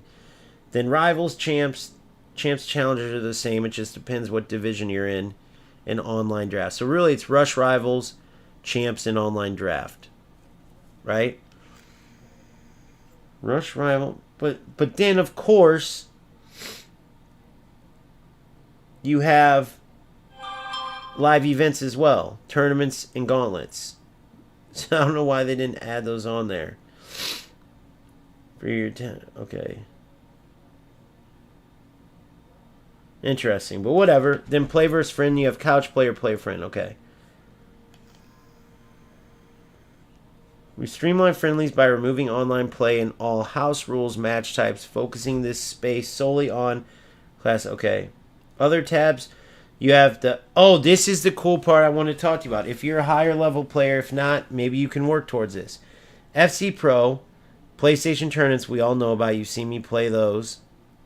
But if they don't fix the cheaters in that, those are null and void. Right? Especially for streaming. There's so much wait time in between. And if you're just going to sit there and wait just to eventually get kicked by some cheater and lose without playing, there's no point. Up to 6 live events tabs. Populated dynamically throughout the season.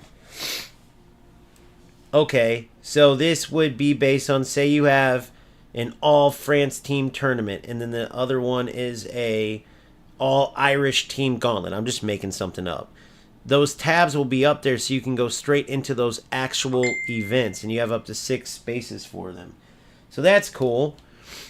But I wanted to talk to you about, we've already went into tournaments, right? Here's kind of a look at what they'll look like. Gauntlet, same thing. You put your team together, then you have to have another team, and you keep playing to get the rewards. Some of it I want you guys to be surprised about too, so you can look into the details, because it's not like me sitting here going through. Some people have been like, oh, reading everything, looking, bro. You're going to have to redo that when you go in. I've told you what tournaments and gauntlets are. So the FC Pro events, this is cool. I'll give you the summary. Instead of doing what I said, where you register for FC Pro, totally offline, then you qualify to a certain extent, then they give you the FC Pro, like when, remember my original account, I had that FC Pro tab, and I always had certain people go like, I don't have that tab, like people who are real attentive. But that's where, if you had that tab, that's how you could play in the FC Pro events. But you also had to register offline on a separate website. Then you had to register for Battlefly, a whole nother registration. Then you had to get on to Battlefly. Then you had to go into your FC Pro tab after they gave you access to it, and then play. And everything was through an off-site account, like Battlefly, who they hired to run everything, including third-party administrators, admin, right? And it was terrible, bro. Especially like the servers, everything, dude. The lag, it was a joke. 9-minute games, and you could be up 6-0 and lose 12-6. It was insane. Just the whole thing was kind of a nightmare. So they've changed the whole process. So basically now, if you're at the top, you can register for FC Pro directly from within Ultimate Team. No more going outside, like I was just saying. Compete, win, and climb regional leaderboards based on your ELO, similar to what I was saying in Battlefly. It was all based on ELO, right? You win, especially against higher ranked players, you get a higher ELO. You lose, your ELO drops. Qualify for Onward FC Pro competitions, like I was telling you, the ladder, then the cups go into regional cups, regional go into international, right? And they split it like North America, South America, Asia 1, Asia 2, Europe 1, Europe 2. And then such as the FC Pro Open, which it says PS5 only. So unfortunately, if you have a PC or an Xbox, you're going to have to get a PS5 if you want to be a pro FC player. Now, outside competitions like the E World Cup and stuff that wasn't sponsored directly by EA Sports, they have it on Xbox as well. I think you have to play one game on Xbox, one on PlayStation, or maybe you can even choose, but I don't think PC's kind of the outcast, if you will.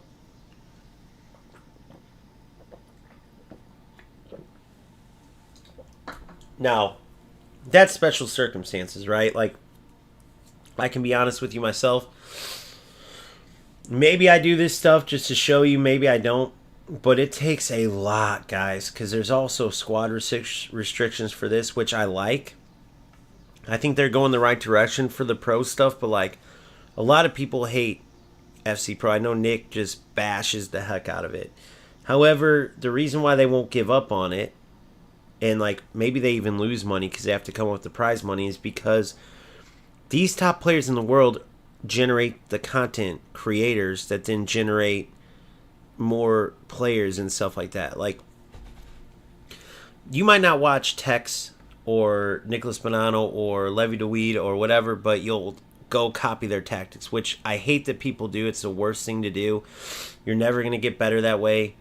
Those guys aren't tailoring those tactics to how you play. They might play a totally different way. You need to learn yourself, which is what I try to accomplish with my channel. But a lot of people don't listen. They just go, copy, paste, and that's all they care about. I had someone complain, it was literally recently. They watched one of my last UFL tactics video I did for my 4-1-2-1-2 wide. They're like, bro, slow down when you're scrolling, man. I can't copy all your stuff. I'm like, dude, did you not, like, clearly you're playing the right game because of your brain size. But did you not hear the whole point of the video, bro? I'm walking through everything. You should, by the end of it, easily be able to listen and set those settings up as I'm explaining them. Like, if you want to go copy and paste tactics, you know, this isn't the channel for you. Because you're not going to understand any of the stuff I'm explaining. And I'm putting all my time and effort into helping you guys learn. And if you copy and paste, you're not going to be shit anyway. Because you don't know how this is supposed to play. You don't know, like, why I have the settings I do. You're just going to try to copy and paste and think you're going to win. But a lot of players do that. Now, why am I saying all this? Because I actually like the FC Pro stuff. I like watching, and I like the fact that you can compete, even if you don't make it, you can compete with some of the best players in North America, if you're from North America, in Europe, whatever you're, Europe, North or South or East or West, however they do it. And you no doubt, especially in Europe, can go up against pros. And there's some of you, like for instance, Kevin Pedro, #1 player in UFL. If UFL didn't shit the bed, maybe eventually they come up with a pro category. I highly doubt with how shit the game is, but maybe they do. And, you know, there's players out there that can get there, bro. So it's very cool that now they've streamlined it, because it was very much a tedious process that a lot of players were probably lost on. And then it took me a little while to like figure it out and really dive in and get it. But by the time I qualified and made it for the first time in 23, started playing competitive in 22. By the end of it, I had gotten the FC Pro mode, but I did not make any events or anything. 23 on, I did. So anyway, if you're interested in that, or that's a future goal, they're making that better and better. And at the very, very least, we'll be supporting FC Pro, watching different tournaments and stuff. It's great football. The reason why it sucked lately, especially those, because the game has been bad. So it's not fun watching all this BS, because, you know, these players are the best in the world. They're going to figure out how to compete in this game. But when it's good football, like how these trailers make me feel like this year on FC Pro, it's going to be some insane matchups to watch. Mark my words. But I think it's going to be insane. All right, Rivals revamp. And, okay, it feels like there are too many matches. Once you've climbed the divisions, your matchup against similarly skilled players. Yeah. So, basically, that's what I was talking about early. So, Rivals, say you're winning, right? And then you hit a checkpoint. First off, you can't just stay stuck at that checkpoint anymore. They don't do that to hurt you. They do it to help you, because they're saying, like, maybe you get to this checkpoint and then you just lose. So now you get a certain amount of games you can lose in that checkpoint. It's not guaranteed. Like before, it was an actual checkpoint. You could not be relegated after that or demoted or whatever. You couldn't go backwards. Now, say it gives you 3 games till you go backwards. It will tell you how many, right? You see right here. No, let me go down further. Right here. Limited checkpoint. This is how many games you have. So 2 games until you would go backwards. So you're here. If you lose 2 games, you go here. If you win, you just keep advancing. So I like that idea, right? Then there's like, what else did it say here too? Oh yeah, the bounties, stuff like that. And it was saying too many games. I want to read that part. Feels like there are too many matches to play, especially if you're aiming for top-ranked rewards. Consistently match up against similarly skilled players. The motivation to keep playing can taper off. Hitting a good run of form can leave you strained. Okay. Consistently match up. Once you've climbed the divisions and are consistently match up against similarly skilled players, the motivation to keep playing can taper off. Well, they can't do anything about that because if you win and move up, you're going to face good players. That's the bottom line. But they're trying to tell you that if you lose, and I guess you can auto-demote yourself. It really doesn't promote, like, it doesn't answer two of these questions, right? I'll show you what I mean. So it says, feels like there are too many matches, and then it says once you've climbed and face equal opponents to you, every game's like a sweat game, basically, right? And the motivation to keep playing can taper off. And then it says hitting a good run of form can leave you stranded because you get to a checkpoint and then you might just lose because you hit a good winning streak and then it's like, oh crap, I'm playing very good players now and now you can't win. That winning streak ends and now it's like loss. So this will allow you to be demoted down. And then these two, they didn't really help. All they really did is give bounties, which are one-off rewards, like score, like you see here. Score the first goal, score the last goal, win by 2 or more goals, keep a clean sheet, stuff like that. So they're just saying that now, even though you have these sweat matches over and over, if you win and get to like a top division or where you're topping out at, like what I always talk about, players get stuck. They get to Division 5, then that's where they're stuck. They get to Division 3, that's where they're stuck. The only difference is now there's these little bounty rewards. They're supposedly going to make it better for you. But people are trying to say that they don't want to face evenly matched players all the time, right? To where every game's a sweat game. Well, I'm sorry to tell you this, but that's what Rivals is.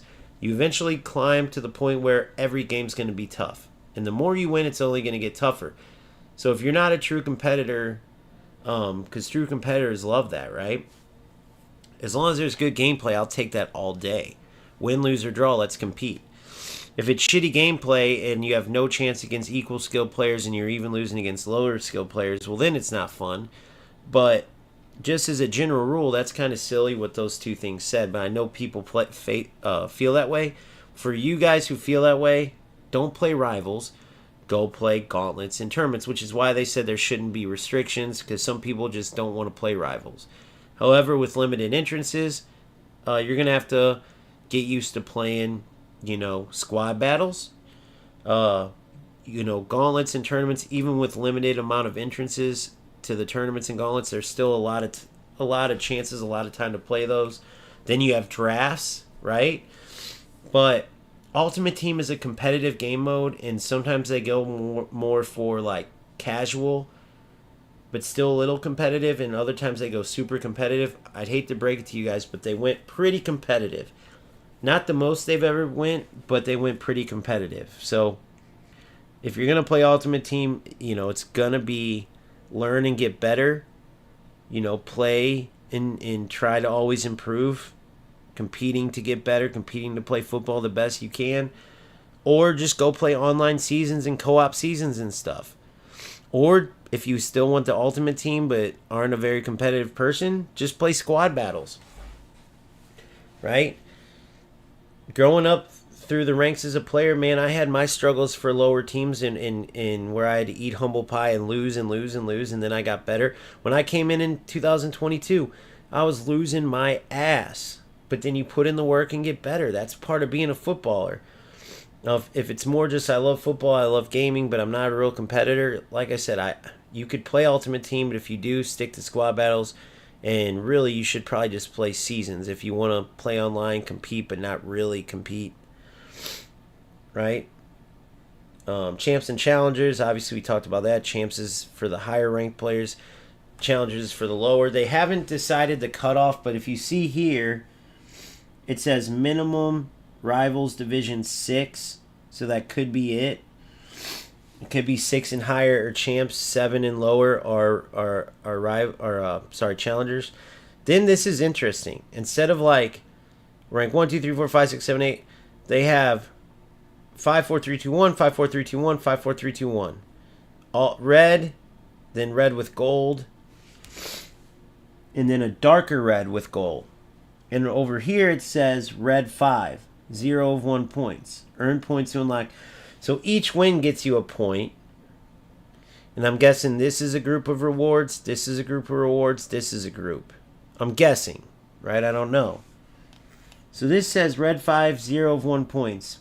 1 times Ultimate Team coins. Earn points to unlock better rewards. So we know about that, but then here it is, performance. 0 points. So I don't know if this is this or what. Wins, losses, remaining. So very interesting. Then you can preview your rewards. Not qualified. Entry requirements.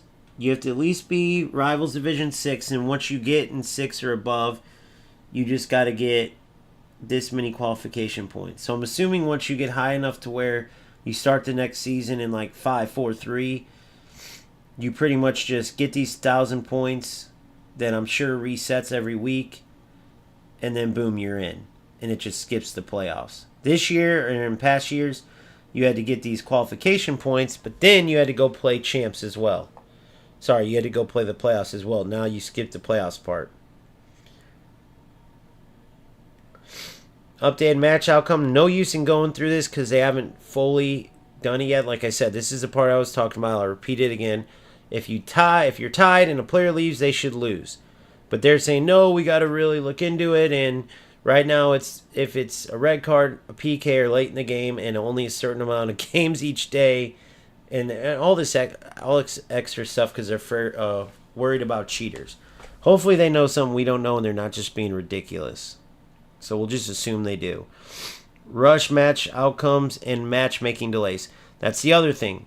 You're going to be penalized if you try to be a troll and rush, which is much needed because a lot of trolls are ruining this. I wish they would do away with those players who come in just to like go against their team. It's just so many losers in these games, bro. So many losers, man. It's so pathetic. But at least they're aiming towards doing something to them. Right? So now I guess it would be they would get booted or there'd be a delay before they can enter another match. But this is another thing. This and the players leaving the game in a tie, they're still finalizing details on it. So we'll look more into that later. Cosmetics. So now you can, have a good-looking card, and then you can keep boosting that player, but they'll keep that super dope look. Like if it's a super rare upgrade you did, then the next ones are just minimal. It doesn't take that cool look away from your card, which is a good idea. Graduated. Okay, yeah. So now you get the transfer market quicker. That's something similar to what Boomful was talking about. But you can get the transfer market right away. Access to it right away as long as you just have an account. Previously, you would have to navigate to objectives. Oh, yeah, objectives.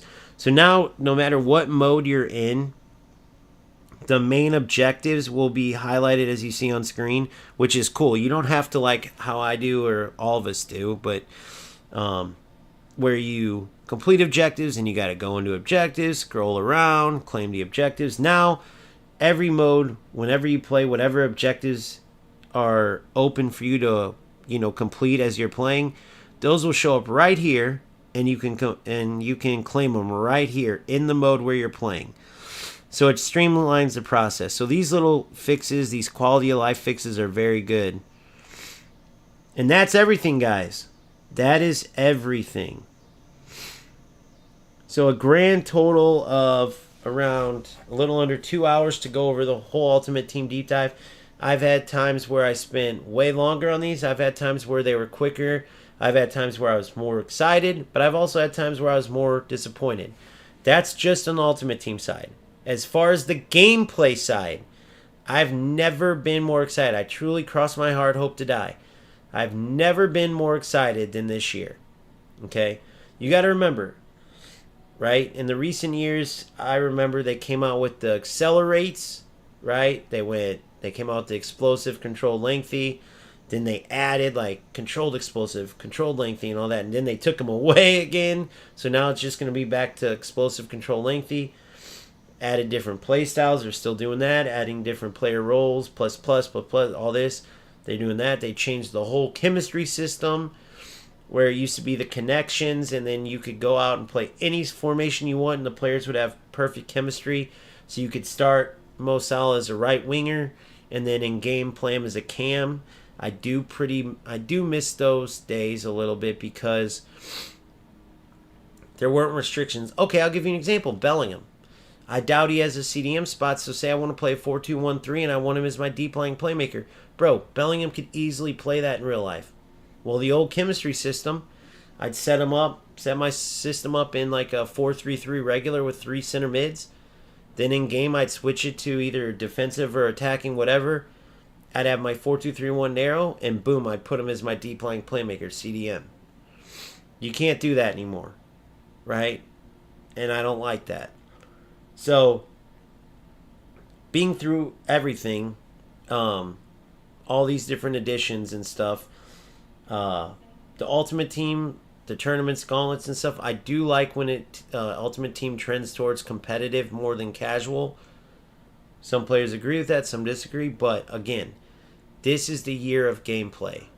And I truly feel like we are all going to be pleasantly surprised with the improvements. Like a madman, I dissected that video I put out with the game footage. You guys saw like the cliff notes of it, because I know people don't have attention anymore. They don't watch long videos. I meticulously watched through everything, and I'm telling you, the changes, I forgot about all the words, only went off of what I seen in the footage. And remember, they're still working on this stuff. It's going to get better and better. But from everything I've seen, I truly believe that the gameplay itself is going to be so much fun this year. Not to mention the ability to go and play a career mode, okay? And have authentic gameplay, so you almost have 2 football games in one. That is awesome, dude. Then, I didn't even talk about this, but there's like within Ultimate Team, there's going to be co-op only events and stuff, so that's going to be cool. But guys, the co-op seasons is going to be badass. Grab a partner, dude, and outside of Ultimate Team, if you want to compete and try to see how far you and your buddy can go, co-op seasons, whole separate rank. That is badass. No one's talking about that, but that's going to be a lot of fun too. There's just a lot of cool shit, and the gameplay looks amazing, right? Anything online is going to be competitive, so including online seasons and stuff, and anything like career mode, I think even player career and stuff, that will have that authentic gameplay.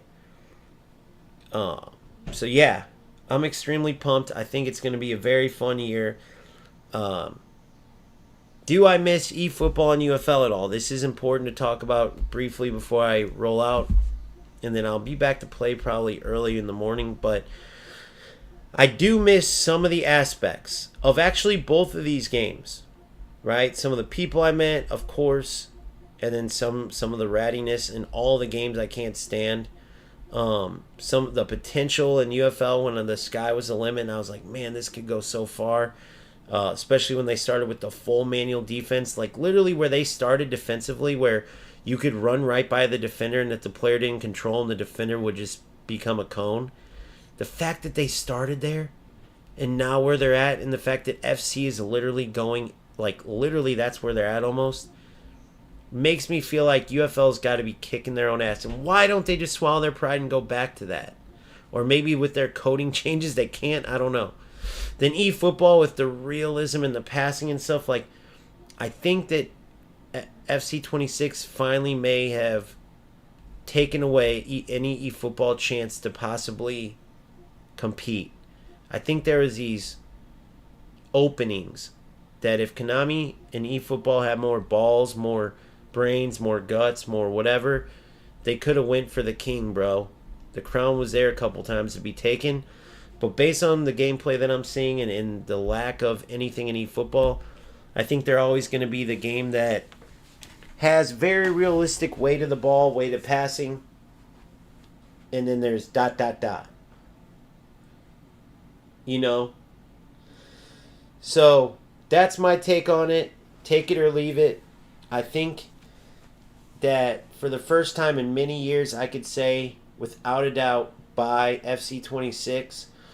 I normally wouldn't do that. I'd normally say, here's the pros, here's the cons, but forget about the words, because words are words. Like, authentic gameplay looks amazing, but until I play it, I can't tell you it's amazing. I actually seen the footage and I've played competitive, right? Ultimate Team. This is a new version of what we're playing right now. Just on that alone, I could say buy 26. And then the rest of the game modes and all that, that just adds to the great gameplay. So that's my take on it. Let me know in the comment section if you have any more questions on Ultimate Team. Make sure you're following my releases. Make sure if you want to know anything about any of these modes, you go into my deep dives. All the stuff I'm putting out, whether it's the Learn and Conquer, the stuff for beginners where it's literally a session with me and Phil going into stuff as simple as chemistry styles, but also breaking down the 4-2-1-3, breaking down how to help him with tactics and all that. Even if you're a player that's been playing for a while, but you're stuck in Division 4, 5, 6, whatever, you know, you don't got to tell anybody, but check out that session that says for beginners, because you got to swallow your pride. Unless you want to be stuck in the mud, you're going to have to put in that time and really study this stuff and learn. And you're also going to have to change your ways, right? Doing the same thing over and over again, expecting different results is what? It's insanity. So you have plenty of time, and the route I'm going is to help everyone reach their full potential. So I'm going to continue with more content that's aimed at helping players to improve. So I will catch you guys later. Hopefully this was helpful. If it was, please smash the like button on the stream. As always, keep grinding, keep having fun. If you haven't already, please subscribe to my channel. If you're interested, check out my Discord and memberships on YouTube. And I will see you later. Peace out.